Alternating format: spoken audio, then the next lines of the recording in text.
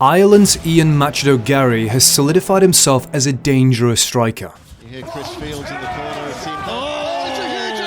Reminiscent of a young Conor McGregor. He's ruthless on the feet. Ian Garry letting loose here, a big combination. He's brutal on the mat.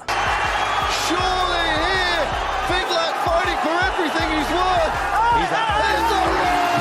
worth. And he's a beast on the mic. And at the end, the last thing I wanted to do against Magny was get swept or take an elbow or anything like that, because I'm far too pretty. Just a quick glance is enough to realise that Ian Garry isn't your average Joe. He's a generational talent with the potential to reach the highest of highs in MMA. Which is why he isn't here to take part, he's here to take over. We're not here to take part, we're here to take over. Born and raised in Portmarnock, Ireland, Ian Garry started boxing at 10 years old. But after witnessing Conor McGregor's colossal rise in the UFC from 2013 to 2016, Garry decided he was going to walk in the footsteps of Ireland's biggest combat sports star. In his teens, Garry started learning judo and earned a black belt a few months after turning 18 in 2015. In the same year, he dropped out of university to enter the unforgiving world of prize fighting. The Irishman started his mixed martial arts journey as an amateur, bagging 6 wins out of 7 and turning professional in 2019. In his first professional fight, Garry defeated James Sheehan at Cage Warriors 101 by a decision, marking the beginning of his journey. Garry's MMA debut was impressive, but not as impressive as his second fight, in which he showcased his legendary Irish power. In a catchweight 177-pound bout, Garry faced Matteo Celia at Cage Warriors Unplugged 2 in September 2019. The first round was back and forth as both fighters had their moments. However, Garry gained the edge with whip-like leg kicks.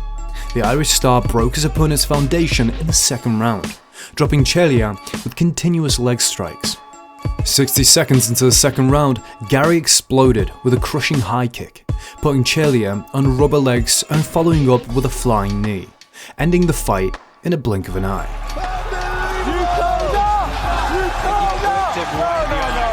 A few months later, Garry was back in action against Mateusz Figlak at Cage Warriors 110. There was bad blood between the two heading into the fight, and Figlak refused to shake Garry's hand during the weigh-ins. No handshake? No problem. The fight was pretty even, as both fighters had their moments early on. Halfway through the first round, however, Figlak rocked Garry with a huge right hand. Garry managed to clear the cobwebs by using a body lock. Moments later, the Irishman was on Figlak's back, searching for his neck. Figlak showed little resistance to Garry's grappling prowess and was put to sleep by a rear naked choke. Looking at the grip here. Oh, he's under the jaw. Ian Garry with a big squeeze. Surely here, Big Lad fighting for everything he's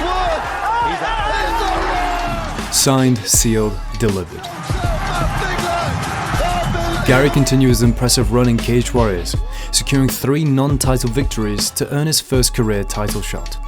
Almost a year after sleeping Figlak, Garry faced George McManus at Cage Warriors 115. The difference in skill between the two was easily noticed by everyone in attendance. Being the better fighter and by a good margin, Garry controlled the fight, pummeling his opponent from start to finish, which came late in the second round. The finishing sequence started with a jab, followed by an avalanche of strikes that marked the end of the fight with a TKO.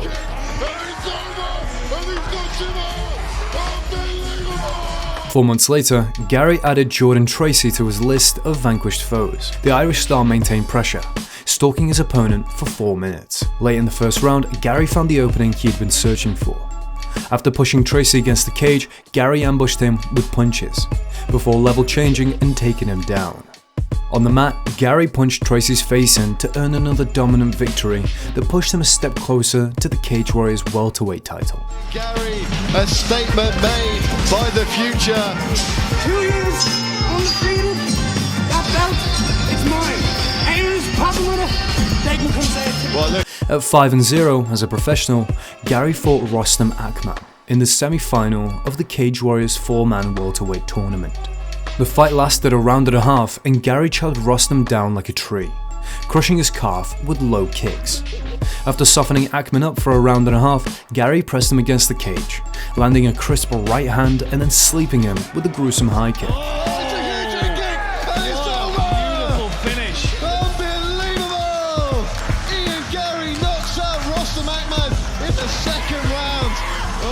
my goodness. In his final fight in Cage Warriors in the summer of 2021, Garry fought Jack Grant for the vacant welterweight title. There was a lot of mutual respect between the two fighters heading into their fight. Inside the cage though, it was a different story.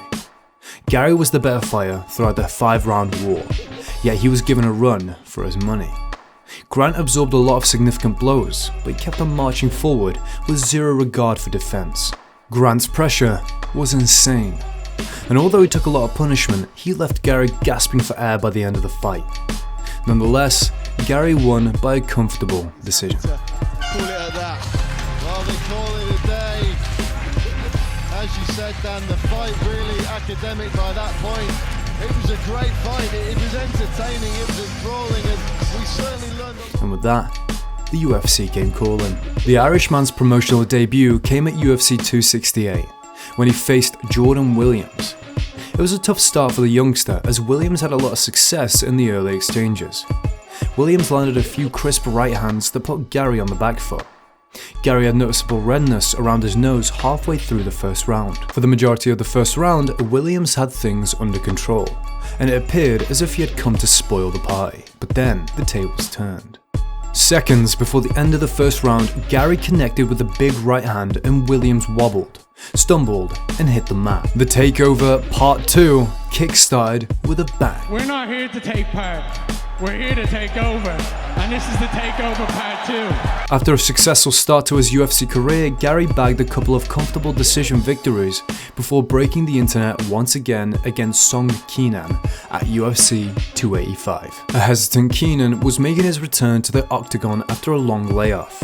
While Kenan waited for the right opportunity to connect, Garry picked him apart with stiff jabs and paralyzing low kicks. Garry was in cruise control when Kenan suddenly woke up and dropped him with a bolt from the blue counter left hook. Machado was out for a split second, but he recovered quickly and managed to survive the round. In round 2, Garry fought at range, picking his opponent apart with front kicks.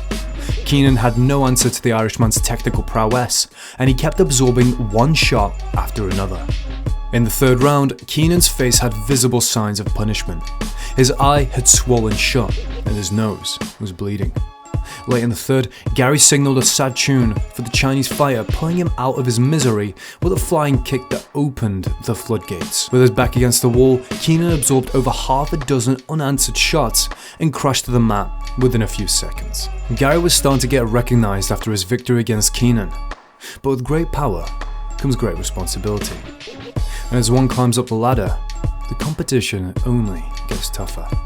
In any sport for that matter. Just 2 months after defeating Song Kenan, Garry faced the scary Daniel Rodriguez at a UFC Fight Night in May 2023. Known for his thunderous knockout power, Rodriguez was being backed to the hill by Garry's naysayers, who were sure that the Irishman was going to get exposed by a tough and experienced foe. Garry respected Rodriguez's power and picked his shots to perfection for nearly 2 minutes. Halfway through the first round, however, fight fans were forced to jump out of their seats after Garry cracked Rodriguez with a thudding head kick. As Rodriguez crashed to the canvas, Garry followed with big punches until referee Dan Madaliota intervened. It was Garry's 12th professional victory and 7th KO. Garry's unrivaled rise to the UFC welterweight division continued at UFC 292, when he faced a late replacement in Neil Magny.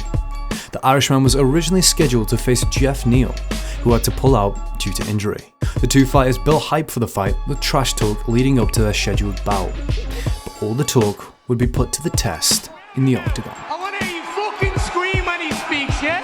Hey, honestly, shut your fucking mouth. Saturday night I'll jab you in the mouth, I'll break that fucking nose. I guarantee you won't. I got a long, lanky orthodox. I'm gonna whoop your fucking ass. On Fight Night, Garry produced a striking masterclass, crushing Magny with a relentless barrage of leg kicks. From the first kick Garry landed, Magny struggled to put weight on his lead leg and limped around the octagon as the Irishman picked him apart with ruthless precision. For 3 rounds, Garry walked Magny down and dropped him repeatedly.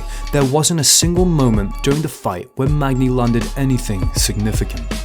It was a one-sided beatdown that ultimately earned Garry his 13th professional victory. The next time Garry steps into the cage, he's sure to see a step up in competition against someone the likes of Stephen Wonderboy Thompson.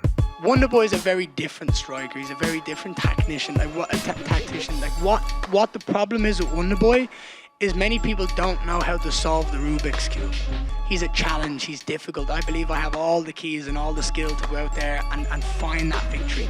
The Irishman feels he's ready for the upper echelons of welterweight competition, and is essentially a couple of big wins away from a title shot. Garry's confidence is sky high, and that's understandable.